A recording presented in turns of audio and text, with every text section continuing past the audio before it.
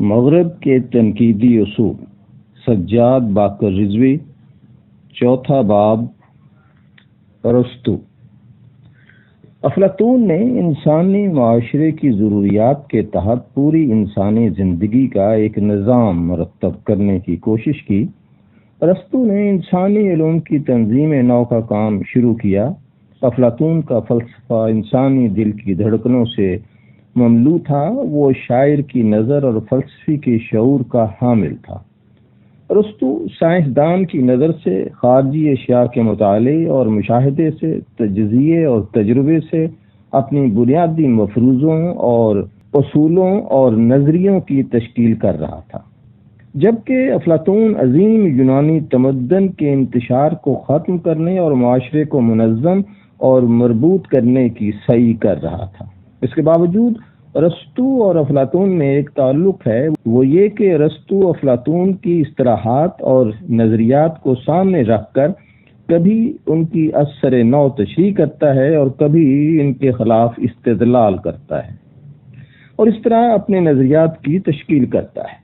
فن اور شاعری کے بارے میں ارسطو نے کئی رسالے لکھے جو نایاب ہیں، لیکن شاعری اور خطابت پر اس کے نظریات بڑی حد تک اس کی کتاب بوتیکا، پوئٹکس اور فن خطابت ریہوٹوریس میں محفوظ ہیں۔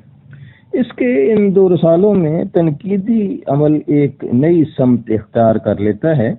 تنقیدی تصورات کے ارتقاء میں بوتیکا کے نظریات ایک عظیم اہمیت کے حامل ہیں۔ ارسطو کے اس رسالے نے عہد بعہد ادبی تصورات اور تنقیدی نظریات کو متاثر کیا ہے۔ آج ہمارے عہد میں بھی بوتیکا کی اہمیت اتنی ہے کہ مغربی تنقید میں تو نو ارسطوطلسی مدرسہ فکر پیدا ہو گیا ہے، جو ارسطو کے طریقہ کار کو ادبی تنقید کے لیے مستحسن سمجھتا ہے۔ علوم کے بارے میں ارسطو کے نظریات۔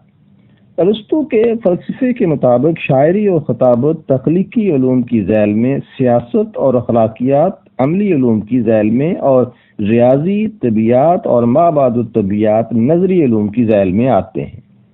تخلیقی اور عملی علوم ماہیت کے اعتبار سے نظری علوم سے مختلف ہوتے ہیں۔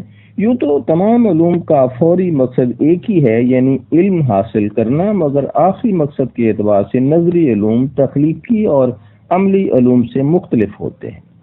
نظری علوم کا مقصد محض حصول علم ہوتا ہے، مگر تخلیقی اور عملی علوم کسی مخصوص مقصد کے لیے استعمال ہوتے ہیں۔ عملی علوم علم کے ذریعے انسانی کردار کو متاثر کرتے ہیں، تخلیقی علوم علم کے ذریعے نفع بخش اور خوبصورت اشیاء کی تشکیل و تخلیق کرتے ہیں۔ ارسطو کی اس درجہ بندی کے نتیجے کے طور پر نظری علوم کی حاصل کردہ صداقتیں تخلیقی اور عملی علوم کی صداقتوں سے مختلف ہوتی ہیں۔ ارسطو اس تفریق کو بہت اہمیت دیتا ہے۔ اس کا خیال ہے کہ نظری علوم کے موضوعات میں انسانی قوت ارادی کی شمولیت نہیں ہوتی، اس لیے جن حقائق اور صداقتوں کی تلاش نظری علوم کرتے ہیں ان کی حیثیت آفاقی ہوتی ہے، کیونکہ عملی اور تخلیقی علوم کے موضوعات میں انسانی قوت ارادی شامل ہوتی ہے، اس لیے وہ عمومی اصول ہی وضع کر سکتے ہیں۔ یہ اصول عام طور پر تو صحیح ہوتے ہیں، مگر ان کی حیثیت نظری علوم کی طرح دائمی نہیں ہوتی۔ یہی وجہ ہے کہ ارسطو کی فلسفیانہ درجہ بندی کے اعتبار سے شاعری اور خطابت فن برائے فن کے متحمل نہیں ہو سکتے، نہ ہی وہ ان اشیاء کے بارے میں جو قائم اور غیر متغیر ہیں آفاقی اصول وضع کر سکتے ہیں۔ پس یہ علوم عمومی اصول وضع کر کے اچھے شاعر اور اچھے خطیب بننے میں تو مدد دے سکتے ہیں، مگر ان کے وضع کردہ اصول کسی دائمی قدر کے حامل نہیں ہو سکتے۔ بوتیکا کی ترتیب۔ بوتیکا کا رسالہ توقع سے زیادہ مختصر ہے، اس میں کل 26 ابواب ہیں۔ اس کے اختصار کے بارے میں ایک عام خیال یہ ہے کہ اس کا دوسرا حصہ جو ارسطو نے تربیہ پر لکھا تھا گم ہو گیا ہے، اور وہ ابواب بھی جس میں اس نے تصور، تزکیہ نفس کی تشریح کی ہوگی اب موجود نہیں ہیں۔ اس مختصر رسالے میں شاعری کی ماہیت کے بارے میں چند بنیادی باتیں اور رزمیہ، تربیہ اور شعری زبان کے بارے میں مختصر خیالات کا اظہار ملتا ہے۔ ان کے علاوہ نصف سے زائد حصہ المیہ کے بارے میں ہے۔ رسالے کا موضوع شاعری اور اس کی مختلف اصناف سے متعلق ہے۔ اس رسالے کے پہلے 5 ابواب موضوع کو متعارف کراتے ہیں۔ ان ابواب میں ارسطو فن کے بارے میں عمومی تصورات کا اظہار کرتے ہوئے تنقیدی فن اور اس کے نفسیاتی محرکات کا بیان اختصار سے کرتا ہے۔ ساتھ ہی شاعری کی ابتدا اور اس کے مختلف اصناف کے بارے میں، جن میں علمیہ اور تربیہ بھی شامل ہیں، خیال آرائی کرتا ہے۔ ان 5 ابواب کے بعد 14 ابواب علمیہ سے متعلق ہیں، جن میں علمیہ کی تعریف اور اس کے مختلف عناصر سے بحث کی گئی ہے۔ 3 ابواب شعری زبان سے متعلق ہیں اور آخر کے 4 ابواب رزمیہ شاعری اور تنقیدی مسائل کے بارے میں ہیں۔ بوتیکا کے نقائص۔ اس رسالے میں بعض نقائص بالکل واضح ہیں۔ مثال کے طور پر اس میں غنائیہ شاعری کو بالکل نظر انداز کر دیا گیا ہے اور تربیہ اور رزمیہ کا ذکر بالکل سرسری طور پر کیا گیا ہے۔ علمیہ کے متعلق تفصیل سے گفتگو ملتی ہے، مگر پوری بحث میں پلاٹ کی نوعیت اور علمیہ کے تاثرات کو مرکزی حیثیت حاصل ہے۔ یہ بات عجیب معلوم ہوتی ہے کہ پورے فن شعر پر تفصیلی بحث کی بجائے صرف علمیہ کے بارے میں کچھ تفصیل ملتی ہے۔ باقی اصناف کے بارے میں محض چند اشارے ہیں، اور جیسے کہ پہلے ذکر کیا گیا ہے، غنائیہ شاعری لیریکل پوئٹری کو بالکل نظر انداز کر دیا گیا ہے۔ یہ کہا جا سکتا ہے کہ یہ بات ارسطو کے ہم عصروں کے لیے تعجب خیز نہ ہوگی۔ انہیں معلوم تھا کہ شاعری کے ارتقاء کی آخری حد علمیہ ہے، اور اسی لیے اس کی سنجیدگی اور اس کے اعلیٰ ترین درجے کے پیش نظر یہی وہ صنف ہے جو تفصیلی مطالعے کی متحمل ہو سکتی ہے۔ جہاں تک غنائیہ شاعری کا تعلق ہے، اس کے مطالعے سے کوئی اہم نقطہ برآمد نہیں ہو سکتا تھا، اس لیے کہ وہ اسے فن کی ابتدائی شکل سمجھتے تھے، جس کی حیثیت مکمل ڈرامے میں محض تزئین کی تھی، اور یوں اسے شاعری کی بجائے موسیقی کا ایک حصہ سمجھنا چاہیے، جسے شاعری کی ماہیت کے متعلق کسی تفصیلی بحث میں آسانی سے نظر انداز کیا جا سکتا ہے۔ اس کے باوجود ہم یہ کہہ سکتے ہیں کہ ارسطو نے علمیہ کو وہ اہمیت دی جو بعد ازاں ادبی تاریخ کے ارتقاء کے اعتبار سے صحیح نہیں معلوم ہوتی۔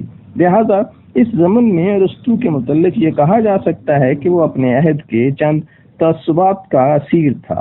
علمیہ کے سلسلے میں بھی دیگر عناصر کے مقابلے میں پلاٹ پر تفصیلی بحث اس کے عہد کی فکر کا نتیجہ تھی۔ ارسطو کے رسالے بوتیکا کی ایک اور قباحت اس کا اسلوب ہے، جو واضح نہیں ہے۔ ایسا معلوم ہوتا ہے کہ یہ رسالہ ان لوگوں کے لیے تحریر کیا گیا ہے جو اس کے طرز فکر اور اصطلاحات سے مکمل طور پر واقف تھے۔ یہ رسالہ اپنے قارئین سے یہ توقع رکھتا ہے کہ وہ ابتدائی باتوں سے پہلے ہی سے واقف ہوں، نیز یہ کہ وہ ان باتوں کی جو مبہم طور پر کہی گئی ہوں خود وضاحت کر لیں، اور ان باتوں کو جو نہیں کہی گئیں خود سمجھ لیں۔ یہ رسالہ ہم سے ایک اور توقع رکھتا ہے، اور وہ لیسنگ کے لفظوں میں یہ ہے کہ ہمیں ارسطو کو ہر مقام پر ارسطو کے حوالے سے ہی سمجھنا چاہیے، یعنی یہ کہ اس کی بوتیکا کو اس کے دیگر رسالوں سیاسیات، اخلاقیات اور ما بعد الطبیعات کے ساتھ رکھ کر پڑھنا چاہیے۔ اس گمان غالب کے علاوہ اس رسالے کا دوسرا حصہ گم ہو چکا ہے۔ موجودہ رسالے میں اس بات کی شہادتیں بھی ملتی ہیں کہ شاید اس کی ترتیب اس کے لیکچروں سے عمل میں لائی گئی ہے، جنہیں اس کے شاگردوں نے بعد میں شائع کر دیا۔ رسالے میں تضادات اور فروگزاشتیں ملتی ہیں۔ کبھی یہ معلوم ہوتا ہے کہ ایک بات سے دوسری غیر متعلق بات نکل آئی ہے۔ اکثر اصطلاحات کو بلا کسی تشریح کے برتا گیا ہے، اور تقلید کی اصطلاح کو ایک سے زیادہ مفاہیم میں استعمال کیا گیا ہے۔ ارسطو کا طریقہ کار۔ ان خامیوں کے باوجود جب ہم ارسطو کے طریقہ کار پر غور کرتے ہیں اور اس کی تصنیف کے خطوط کو دیکھتے ہیں تو ہمیں بوتیکا کی عہد آفرین خصوصیات کا احساس ہوتا ہے۔ ارسطو نے قدیم فلسفیوں کے الہامی طریقہ کار کو تو رد کیا ہے، اس نے افلاطون کے وجدانی طریقہ کار کو بھی نہیں اپنایا۔ اس کا مقصد شاعری کی صداقت کو منظم اور مثبت طور پر پیش کرنا تھا۔ اس کے نزدیک کسی چیز کو جاننے کے معنی یہ تھے کہ اس کی اصل خصوصیات اور جوہر کا پتہ چلایا جائے۔ اس مقصد کے لیے اس نے یونانی شاعری کا تجزیہ کیا۔ اس نے سب سے پہلے ٹھوس حقائق جمع کیے اور پھر ان حقائق سے عمومی اصول وضع کیے۔ جس طرح وہ اپنی کتاب سیاسیات میں تجزیاتی طریقہ کار کے تحت بہت سی شہری حکومتوں کے آئین کو سامنے رکھ کر ان سے عمومی اصول اخذ کرتا ہے، اسی طرح بوتیکا میں بھی وہ عظیم شاعروں کے فن پاروں کے تجزیے سے شعری اصول دریافت کرتا ہے ارسطو کا طریقہ کار تجزیاتی، استقرائی اور سائنسی ہے۔ جو شعری قوانین ارسطو وضع کرتا ہے انہیں انسانی فطرت میں جاری و ساری دیکھتا ہے، اور اسی باعث وہ شاعری کو انسانی سطح پر پرکھتا ہے۔ ارسطو شاعری کی ابتدا کو انسانی فطرت کا تقاضا سمجھتا ہے۔ اس کا خیال ہے کہ تقلید یا نقالی کا مادہ انسان میں فطری ہوتا ہے، وہ دوسروں کی نقل کر کے مسرت حاصل کرتا ہے۔ اس کے ساتھ ہی ارسطو انسان میں توازن اور آہنگ کی جبلت کا بھی قائل ہے۔ فلسفے کی طرح وہ شاعری کو بھی انسانی حیرت و استعجاب کے محرکات کا نتیجہ سمجھتا ہے۔ علامہ جی وہ المیہ کو جذباتی تاثرات کی بنا پر مستحسن خیال کرتا ہے اور المیہ کے ہیرو کے لیے ان خصوصیات کا اہل ہونا ضروری سمجھتا ہے جو المیہ کے جذباتی تاثرات پیدا کر سکیں۔ اس طرح ارسطو کے نظریات نفسیاتی نقطۂ نظر کے حامل ہو جاتے ہیں۔ بسا اوقات وہ اپنے موضوع پر تاریخی زاویہ نظر سے بھی روشنی ڈالتا ہے۔ اس کے نزدیک اشیاء کے جوہر اور ان کی اصلیت کو سمجھنے کے لیے ان کی ارتقائی کڑیوں کو سمجھنا ضروری ہے۔ ارسطو یونانی شاعری کے ارتقاء میں مختلف سمتوں اور نہجوں کا بغور مشاہدہ کرتا ہے۔ وہ یہ سمجھنے کی کوشش کرتا ہے کہ یونانی غنائیہ اور کورس میں گائے جانے والے نغموں سے ڈرامہ کس طرح وجود میں آیا، یا یہ کہ ہومر کی رزمیہ نظموں میں موجودہ تربیہ اور المیہ عناصر سے تربیہ اور المیہ ڈراموں کا ارتقاء کیوں کر ہوا۔ ارسطو کے یہ سوالات تاریخی نقطۂ نظر کے سلسلے میں محض بنیادی اشاروں کی حیثیت رکھتے ہیں۔ اس نے ہمیں کوئی مکمل تاریخی نظریہ نہیں دیا، تاہم ہم یہ ضرور کہہ سکتے ہیں کہ اسی کی بنیاد پر آئندہ چل کر ادبی تاریخ کی عمارت کھڑی کی گئی۔ اس کے ساتھ ہی ہم یہ بھی کہہ سکتے ہیں کہ اشیاء کی ابتدا اور ان کی ارتقاء کا مطالعہ محض تاریخی نوعیت کا ہی حامل نہیں ہوتا، وہ حیاتیاتی مطالعہ بھی ہوتا ہے۔ بس یہ کہنا بے جا نہ ہوگا کہ ارسطو نے سب سے پہلے تاریخی اور حیاتیاتی بایولوجیکل نقطۂ نظر سے ادبی مسائل کا مطالعہ کیا۔ ارسطو کے بعد اس کے خیالات کو عقیدے کے طور پر بھی تسلیم کر لیا گیا، اور لوگ یہ بات بھول گئے کہ ارسطو نے انسانی زندگی اور انسانی تہذیب کے مطالعے کے لیے کیا کیا طریقہ کار وضع کیے تھے۔ ارسطو کے نظریات کی تشکیل پر مختلف اثرات۔ یہ بات بھی غور طلب ہے کہ ارسطو کے رسالے کے سارے نظریات محض اس کے غور و فکر کا نتیجہ نہیں ہیں، بلکہ ہم اثر نظریات و خیالات بھی اس پر اثر انداز ہوئے ہیں۔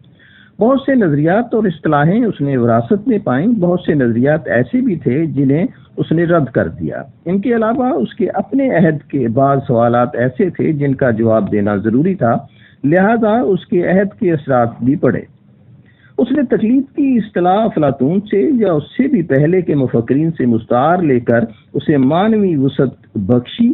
بوتیکا کی استدلال کا تعین ان دلائل سے بھی ہوتا ہے جو افلاطون نے شاعری کے خلاف استعمال کیے۔ ہم پہلے دیکھ چکے ہیں کہ افلاطون نے رزمیہ اور المیہ دونوں پر ان کی ماہیت اور اثرات کے حوالے سے اعتراضات کیے۔ افلاطون ایسی شاعری کا متقاضی تھا جو مثالی صداقتوں کی روشنی میں ایک فلسفیانہ قسم کی شاعری ہو۔ بس افلاطون کے حملے کی نوعیت نے ارسطو کے دفاع کی نوعیت کا تعین کیا۔ ارسطو بعض ایسے سوالات بھی اٹھاتا ہے جن کا براہ راست تعلق شاعری کے بارے میں عام خیالات سے نہیں ہوتا، مثلا رزمیہ یا المیہ یا پلاٹ اور کردار کے تقابلی اہمیت کے بارے میں بحث۔ شاعری کے متعلق عمومی نظریات یا فن شعر کے بارے میں عام خیالات سے براہ راست تعلق نہیں رکھتی۔ ایسا معلوم ہوتا ہے کہ اس نے اس قسم کی بحثیں اپنے زمانے کے سوالات کو سامنے رکھ کر اٹھائیں۔